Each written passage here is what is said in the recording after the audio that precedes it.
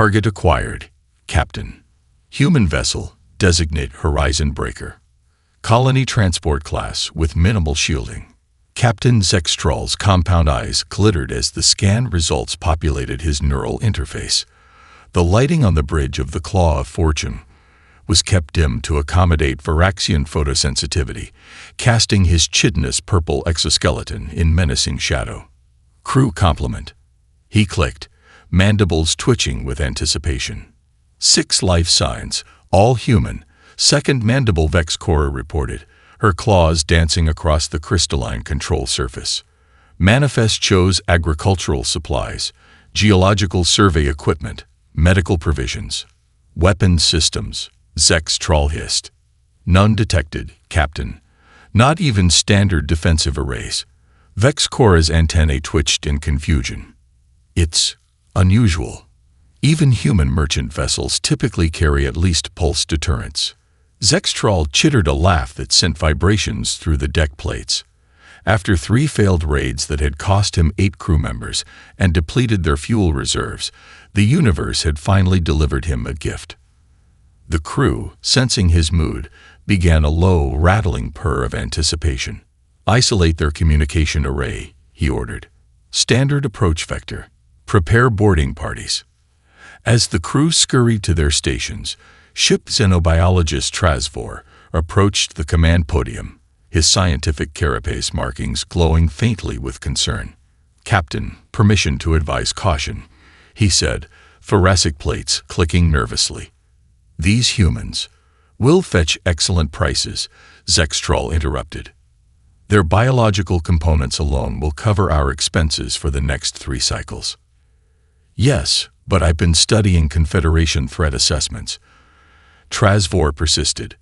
Earth is classified as a Class 9 death world.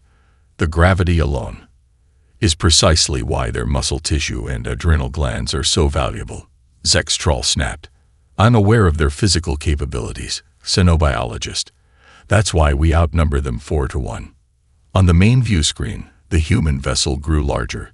It was aesthetically displeasing by Varaxian standards.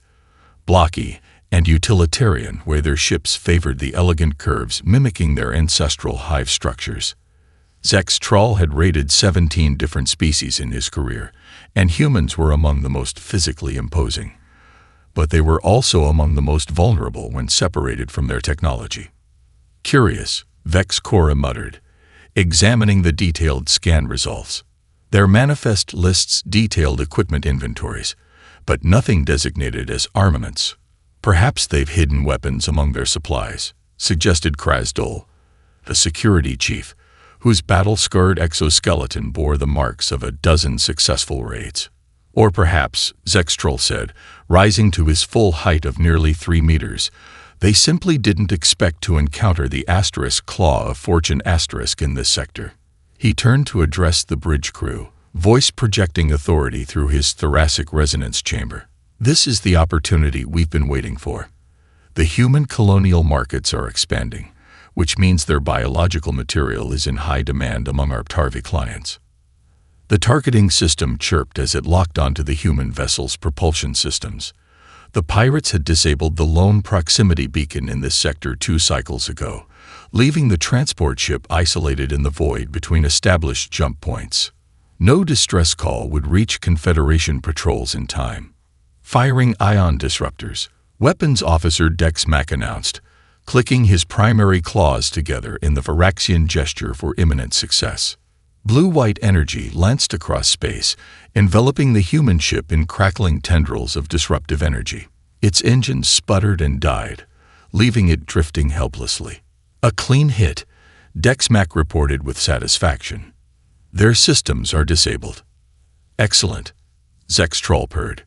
Commence boarding procedures. As the boarding teams assembled in the launch bay, nobody noticed Trasvor's continued agitation. The xenobiologist kept reviewing his data files, mandibles clicking nervously as he read and reread the warning annotations beside the human physiological data. Caution: evolutionary apex predator species with demonstrated extreme environmental adaptability and cognitive threat response. The Viraxian boarding shuttle latched onto the horizon breaker with a metallic clang. Cutting tools whined as they carved through the airlock's emergency seals. Security Chief Kraz Dul led the boarding party, his combat exoskeleton enhanced with additional plating, and his primary claws modified with disruptor implants. Atmosphere compatible. A technician clicked after analyzing the ship's internal environment. Oxygen levels high, but within tolerance. The airlock iris spiraled open with a hiss of equalizing pressure. Kraz Dul expected resistance, a barricade, improvised weapons, perhaps even one of the projectile firearms humans were known to favor in desperation. Instead, 6 humans stood in the corridor, hands raised in the universal gesture of surrender. "Welcome aboard," said the one in the center, a female with short black hair and the insignia of a colonial administrator on her jumpsuit. "I'm Captain Sarah Chen of the Horizon Breaker. We're unarmed." Kraz Dul's antennae twitched suspiciously. In his experience, prey fought or fled. They didn't welcome predators. "Secure them," he ordered. His team moved forward, binding the human's wrists with polymer restraints calibrated to withstand 3 times standard human strength. Captain Zextrol strode through the airlock, his height forcing him to duck beneath the human-sized doorway. His compound eyes swept over the captives, assessing their value. "Your ship is now property of the Claw of Fortune," he announced, thoracic resonator adding threatening bass tones to his speech. "Your lives belong to me." The human captain nodded as if accepting a minor inconvenience. "Of course. May I introduce my crew? Dr. Maya Ling, our medical officer. Raj Patel, geologist. Elena Rodriguez, engineer. Thomas Collins, navigator. And Jun Wu, our botanist." The casual introductions disoriented Zextrol. He had expected pleas, perhaps threats or declarations of Confederation retribution. The human's calm felt wrong, predatory rather than prey-like. "Take them to separate holding areas," he ordered. "Begin inventory of the cargo." As 2 pirates led Chen away, she called back over her shoulder. "Captain, our life support systems require regular maintenance. Engineer Rodriguez should really check the environmental controls." "Your comfort is not my concern," Zextrol clicked dismissively. Rodriguez, a stocky human with bronze skin, shrugged. "Just trying to be helpful. Those systems can be tricky if you don't know human equipment." In the cargo hold, a junior pirate named Visklor was scanning crates when Captain Zextrol arrived. "Findings," the captain demanded. "Agricultural equipment as listed, Captain," Visklor reported. "Hydroponic systems, soil analyzers, cultivation tools." He gestured toward larger containers. "Geological survey equipment, scanners, sample collection devices, excavation tools."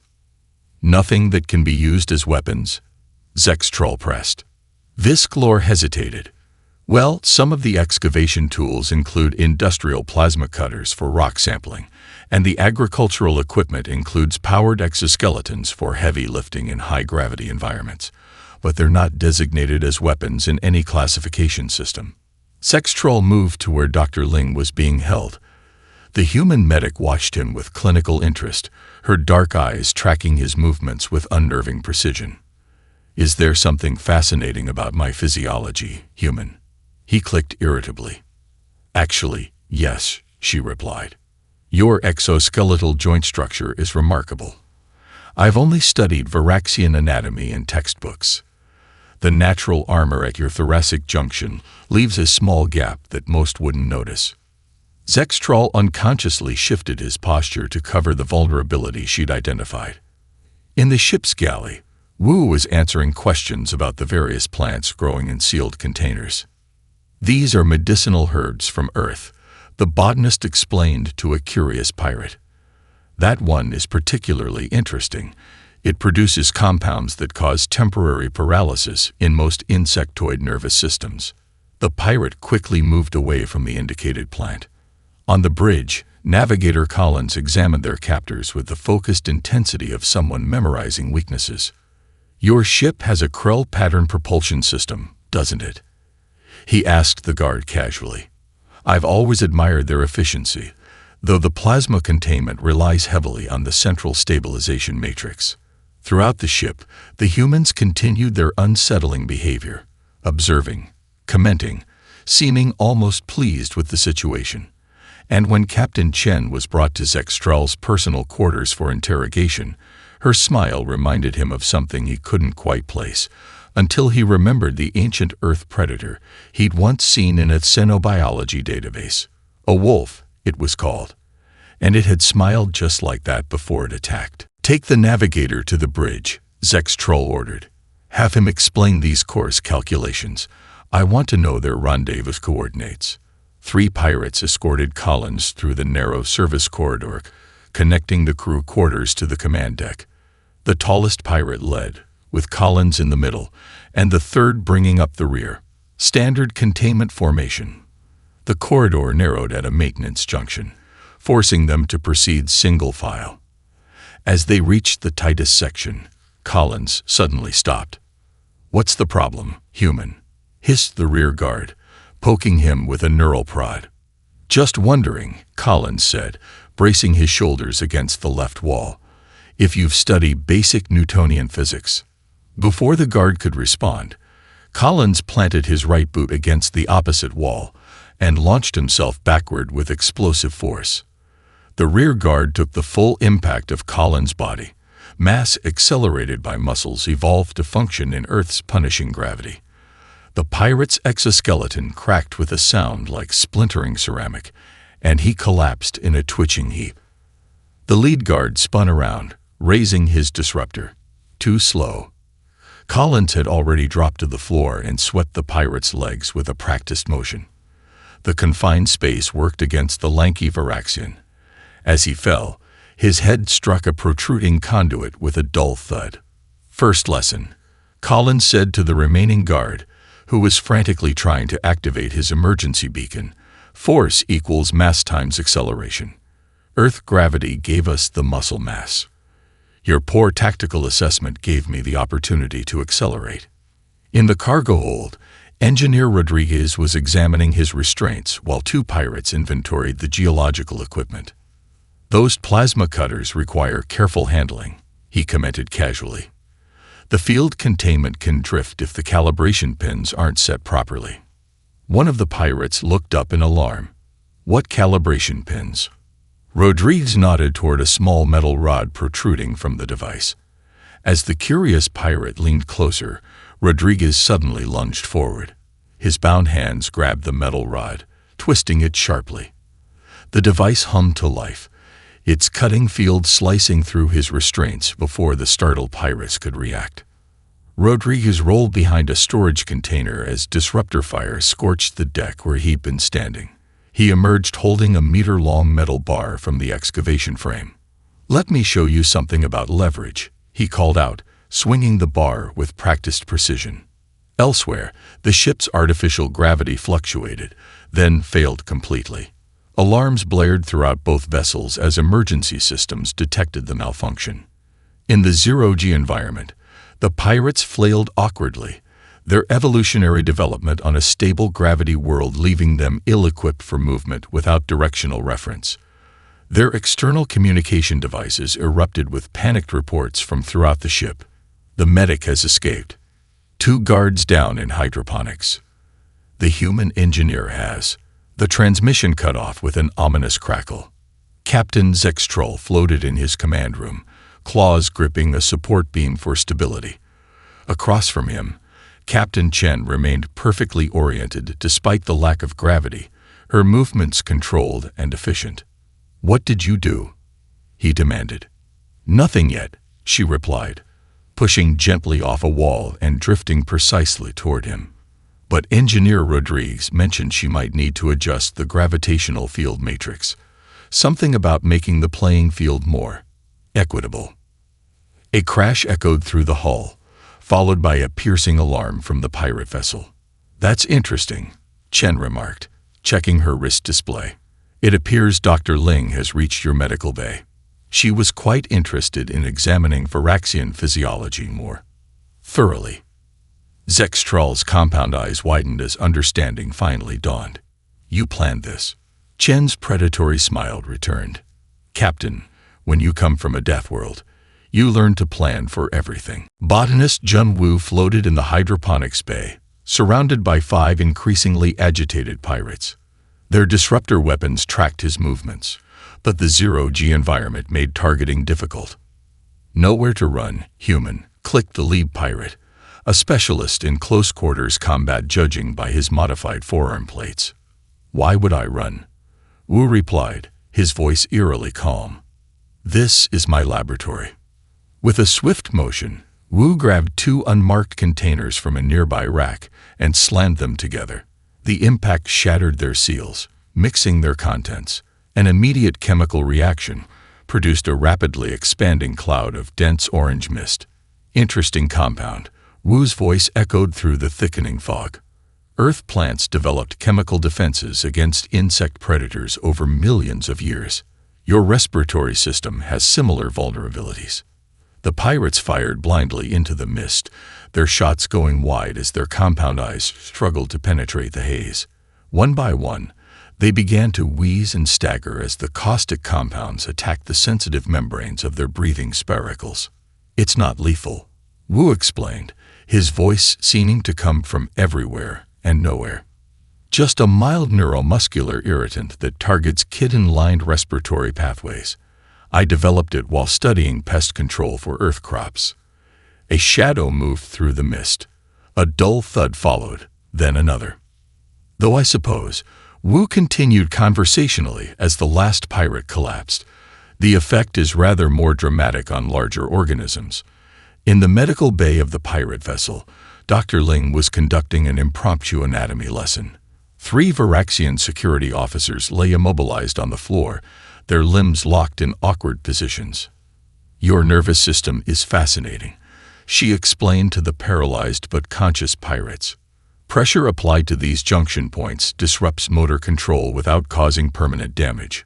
We use similar techniques in human emergency medicine. She methodically collected various medical instruments, arranging them with surgical precision on a mobile tray. Now, about your communication systems, she continued. I need to contact my colleagues. Throughout both ships, the humans were systematically neutralizing the pirate crew. Geologist Patel had barricaded himself in the weapons storage area, where he was examining the pirates' arsenal with professional interest. Remarkable craftsmanship, he muttered, hefting the disruptor rifle. The ergonomics are all wrong for human hands, but the operating principle is intuitive enough. When a security team attempted to breach the door, Patel greeted them with surprisingly accurate fire. His first shots deliberately struck non-vital areas, precise wounds that incapacitated without killing. I spent 3 years conducting geological surveys in the Mariana conflict zone. He called through the smoking doorway. Colonial geologists don't get military escorts in disputed territories. We learned to shoot. On the bridge of the Horizon Breaker, Navigator Collins had established control over both ships' systems. His fingers danced across the console, bypassing security protocols with practiced ease. Their network architecture is actually quite elegant, he remarked to the unconscious pirates at his feet. But they rely too heavily on centralized authentication. Amateur mistake. Captain Chen now floated freely in Zextral's quarters, while the pirate captain remained bound to his command chair. His mandibles clicked in impotent rage. You never intended to colonize anything, he accused. You're military operatives. Chen laughed, a sound that sent uncomfortable vibrations through Zextral's thorax. That's the remarkable thing, Captain. We're exactly what our credentials say. A colonial advance team. I was an administrative assistant before becoming a colonial administrator. She pushed off from a wall, drifting closer to him. But here's what you don't understand. On Earth, even our civilians are dangerous. Zextral's communication implant crackled. Captain, came a panicked voice. The humans are in control of our engine room. They've turned the maintenance drones against us. Chen smiled. That would be Rodriguez. She's always been creative with repurposing technology. Vex Cora, second mandible of the Claw of Fortune, rallied the remaining combat-capable pirates in the ship's main hangar bay. 14 warriors, less than half their original boarding party, formed a defensive perimeter around the shuttle. We retreat to our vessel, regroup, and use the main cannons to disable their life support, she ordered, her mandibles clicking rapidly in distress. These are not normal colonists. A maintenance panel above their position slid open. Before anyone could react, several small metallic objects dropped into their midst. The objects bounced across the deck with hollow ringing sounds. "Pressure vessels," a veteran pirate shouted. "Scatter." Too late. The makeshift grenades, compressed air canisters with their release valves modified, detonated with concussive force. The blast sent pirates tumbling in the zero-G environment, their chitinous bodies colliding with bulkheads and equipment. Engineer Rodriguez descended through the opening, propelling herself with controlled bursts from a repurposed thruster pack. In one hand, she held what appeared to be a mining tool, now reconfigured into something far more threatening. "Sorry about the rough landing," she called out, her voice amplified by a comm unit attached to her collar. "But I needed to test a theory about concussive force dispersal in vacuum-adjacent environments." 4 pirates recovered quickly enough to raise their weapons. Rodriguez triggered her device. A focused electromagnetic pulse surged outward, temporarily disabling their disruptors and neural implants. "Another interesting theory confirmed," she noted clinically. "Your weapons rely on synchronized electromagnetic field generators. Disrupt the synchronization." Vex Cora lunged forward, using her natural weapons instead of technology. Her specialized attack claws, evolved for high-speed strikes, slashed toward Rodriguez's throat. The engineer pivoted with unexpected speed, using the thruster pack to alter her trajectory. The pirate's strike missed by millimeters. Rodriguez countered by driving a small metal tool, little more than a screwdriver, into the gap between Vex Cora's thoracic plates. Physiological vulnerability confirmed as well, Rodriguez said as the second mandible convulsed in pain. Dr. Ling's anatomical briefing was spot on. Meanwhile, on the bridge of the pirate vessel, Patel had joined forces with Collins. Together, they accessed the ship's weapon systems, disabled the targeting safeguards, and reprogrammed the defensive protocols. "I'm impressed by the redundancies," Patel said, examining the ship's schematics. "But they've centralized critical junction points in predictable locations." "Military thinking," Collins agreed, finalizing a command sequence. "They design for maximum firepower but neglect asymmetric threats." The ship's internal defenses, designed to repel boarders, suddenly activated, but with modified parameters. Containment fields sprang up at strategic intersections, trapping groups of pirates in isolated sections of their own vessel. In the captain's quarters, Chen finished securing a neural inhibitor to Zextral's central ganglion. The device, constructed from medical equipment, ensured his cooperation. "Your crew fought well," she said, almost respectfully. "But they made the same mistake every non-human species makes when dealing with Earth natives." "And what mistake is that?" Zextral managed, his voice distorted by partial paralysis. "You see our adaptations as specialized evolutionary outcomes. They're not." Chen tapped her temple. "Humans don't evolve for specific threats. We evolved to solve problems. Any problem, with whatever tools are available." She activated her comm unit. "Status report." "Engine room secured," came Rodriguez's voice. 70% of enemy combatants neutralized or contained. "Medical bay and laboratories under control," reported Dr. Ling. "I synthesized enough paralytic compound to handle any remaining resistance." "Ridge secured," Collins added. "Ship systems responding to our commands. I've isolated their communication array from the broader pirate network." "Cargo areas and armory lockdown," Patel confirmed. "I've cataloged their weapons cache. Quite an impressive collection. Hydroponics and life support functioning normally," Wu concluded. though I've adjusted the atmospheric mix in sections C through E to induce mild sedation in Varaxian physiology. Chen smiled at the captured pirate captain. 5 hours. That's how long it took 6 unarmed civilians to capture 2 vessels and neutralize a crew of experienced space pirates. Zextral's compound eyes reflected dull resignation. What happens now? Execution? Now, Chen said, activating the ship's long-range communication array, we contact your fleet commander. I believe we have a proposition that might interest Admiral Krasvex. The holographic projection of Admiral Krasvex materialized above the command console. The Admiral's carapace bore elaborate markings of authority, deep purple with gold inlays denoting countless successful raids. His compound eyes narrowed as he took in the unexpected sight. A human female sitting comfortably in Captain Zextral's command chair, with the captain himself bound and subdued nearby. This communication uses verified command protocols. The Admiral chittered, mandibles working in confusion. Explain yourself, human. Admiral Krasvex, I'm Captain Sarah Chen of the colonial vessel Horizon Breaker. Your subordinate attempted to raid my ship approximately 6 hours ago. She gestured casually toward Zextral. As you can see, the outcome wasn't what he anticipated.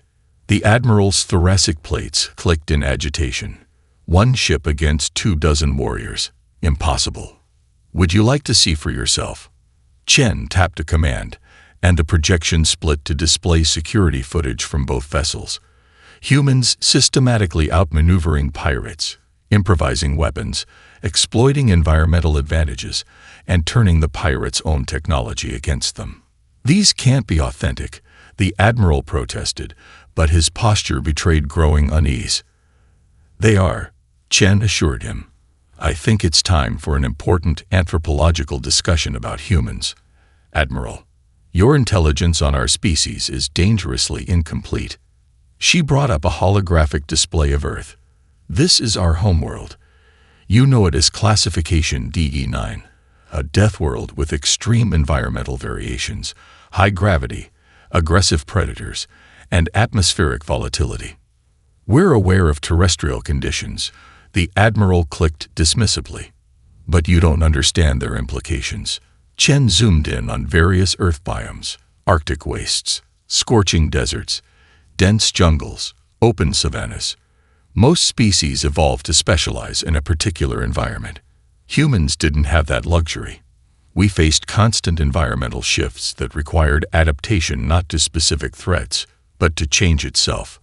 She displayed visual comparisons between Varaxian evolutionary development, showing specialized hunting appendages, armor plating, and sensory organs, and human development, highlighting the less specialized but more versatile human form. Your species developed biological weapons, Chen continued. We developed problem-solving abilities. Your exoskeleton protects against specific threats.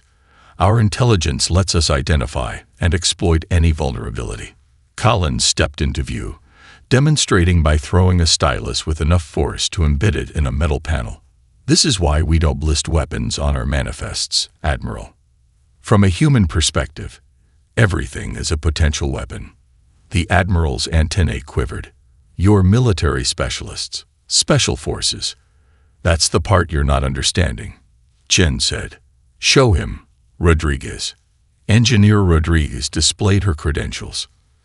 Technical engineering degree with specialty in environmental systems. Civilian contractor for 5 years before joining the colonial program. Each crew member did the same, revealing backgrounds in academic research, civilian infrastructure, and commercial enterprises. Not one of us has military training beyond standard colonial self-defense courses, Chen explained. And that's what should terrify you, Admiral. Wu stepped forward. On our homeworld, children are taught to identify toxic plants before they can even speak properly. Our medical students learn 37 ways to stop a heart before they learn how to keep one beating, added Dr. Ling. Our engineers view everything as a system that can be modified, repurposed, or weaponized, Rodriguez said. And our transporters, Chen concluded, Don't bother listing weapons because the Galactic classification system doesn't have categories for what we consider weapons. The Admiral's compound eyes reflected the scrolling footage of his defeated crew. His voice, when he finally spoke, had lost its imperious tone. "What do you want, human?" Chen smiled. "Now we can begin negotiations. I think you'll find our terms surprisingly reasonable, considering the alternative." Admiral Krasvex's projection flickered as his flagship established a secure quantum-encrypted channel with the captured vessels. Tactical displays on his bridge showed 3 additional pirate ships moving to surround the Horizon Breaker and Claw of Fortune. The Admiral's mandibles clicked in what passed for a Varaxian smile. "You have my attention, Captain Chen," he acknowledged, "but also understand that my fleet outgunned your position significantly. Whatever terms you propose should reflect this reality." Chen nodded appreciatively. "I respect tactical awareness, Admiral. However, before we discuss terms, I'd like Navigator Collins to share some information." Collins activated a holographic display showing detailed schematics of the pirate fleet's positions, patrol routes, and base locations. "This is Confederation intelligence data from 3 months ago," he explained. "And this," he overlaid a second data set, "is what we've extracted from Captain Zextrol's secure databases." The Admiral's thoracic plates stiffened in alarm. "How did you bypass the encryption?" "Your security algorithms are elegant but predictable," Collins replied. "They follow logical patterns that any trained human can identify given sufficient time." Chen leaned forward. "The interesting thing, Admiral, is that Earth authorities have known your fleet's positions and operational parameters for months. They've chosen not to eliminate you." "Why?" The question escaped before the Admiral could suppress it. "Economics," Chen answered simply. "Frontier development follows predictable patterns. Your activities, while illegal, create market pressures that the Confederation finds useful in developing regions." She gestured to Patul, who brought up economic models showing trade routes, resource flows, and security expenditures across the sector. "Your raids force colonial operations to invest in security, which increases infrastructure development," Patul explained. "Paradoxically, regions with moderate pirate activity show 17% higher long-term economic growth than those with no piracy." "You're saying the Confederation tolerates us?" The Admiral's disbelief was evident. "Within parameters," Chen confirmed. "Excessive violence, targeting civilian population centers, or disrupting major trade routes triggers military response. But calculated raids on peripheral shipping, that's factored into the economic models." Rodriguez joined the conversation. "Your operation has structural inefficiencies, though." She displayed analyses of the pirates' raid patterns, highlighting tactical vulnerabilities and resource allocation problems. "Your targeting algorithms prioritize immediate value over sustainable returns, and your territorial control is suboptimal." The Admiral's antennae twitched in reluctant interest. "What exactly are you proposing, human?" "The business arrangement," Chen said. "We won't report this incident to Confederation authorities or reveal your base locations. In exchange, your fleet provides intelligence on regional threats and transportation routes. Additionally, we offer consultation on improving your operational security and efficiency, against everyone except humans, of course." The Admiral's compound eyes narrowed suspiciously. "Why would Earth colonists partner with pirates?" "Because humans understand pragmatic arrangements better than most species," Chen explained. "The colony we're establishing needs intelligence about regional dynamics that official channels won't provide. You need to improve your operational security and avoid targeting humans." To prove her point, she had Dr. Ling transmit data showing critical vulnerabilities in the pirates' base defenses, weaknesses that would lead to their annihilation if exploited. "These vulnerabilities were identified 6 months ago," Chen noted. "Earth military could have eliminated your entire operation. They chose not to because your activities serve a purpose in the frontier economy. We're simply proposing to make that relationship more efficient." The Admiral studied the humans with new understanding. "You're not just dangerous physically. Your entire approach to conflict and cooperation defies conventional classification. Precisely, Chen agreed. We evolved to see opportunities where others see only threats. The Admiral's gaze shifted to the subdued Captain Zextrol, then back to Chen. There's something that doesn't make sense. You're legitimately colonists, yet you handled this situation like veteran tacticians. That's the final piece you're missing, Chen said, her expression serious. Before becoming a colonial administrator, I managed scheduling for a transportation company. Rodriguez maintained environmental systems for a habitat dome. Wu taught agricultural science at a university. She gestured to her crew. We're civilians, Admiral. Ordinary humans with no special training beyond standard colonial preparation. And that should terrify you more than if we were special forces. The Admiral's compound eyes widened slightly. If these are your civilians, then imagine our soldiers, Chen finished for him. Do we have an agreement? 6 months later, the human colony of New Horizon thrived on the verdant moon of Elysium IV. The settlement had grown from its initial 6 members to nearly 200 colonists, with prefabricated structures giving way to permanent buildings. Agricultural domes burst with earth crops adapted to the local soil, while geological surveys had revealed promising mineral deposits in the Western Highlands. Sarah Chen stood on the observation platform overlooking the central plaza, watching the unlikely scene below. A dozen Varaxian pirates, their distinctive purple exoskeletons gleaming in the afternoon sunlight, were engaged in animated conversation with human engineers beside a partially disassembled atmospheric processor. Still can't quite believe it sometimes, Rodriguez said, joining Chen at the railing. They're actually decent mechanical thinkers once you get past the hierarchical cognitive patterns. Chen nodded.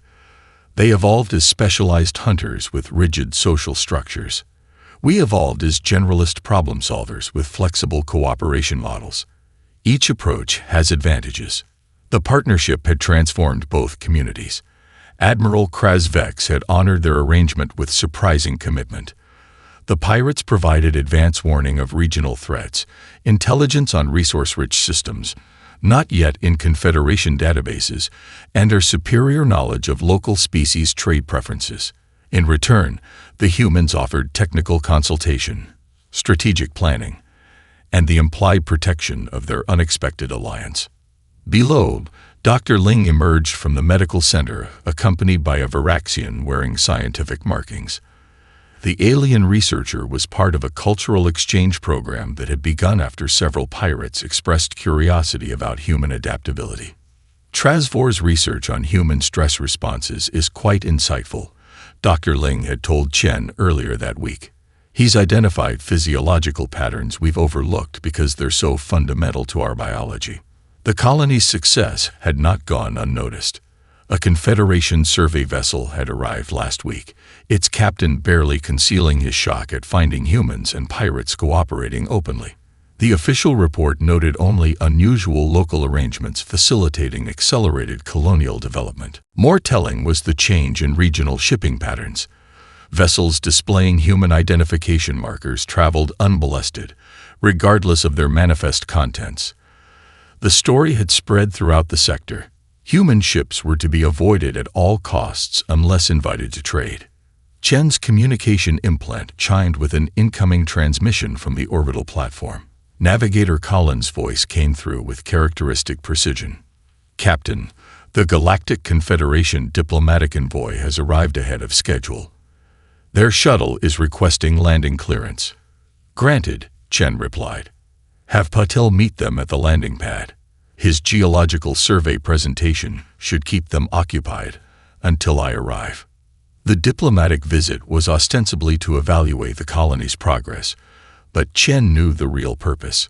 3 incidents in neighboring sectors had sparked intense debate in the Confederation Council, all involving human colonists creatively defending themselves against various threats using only non-weapon equipment.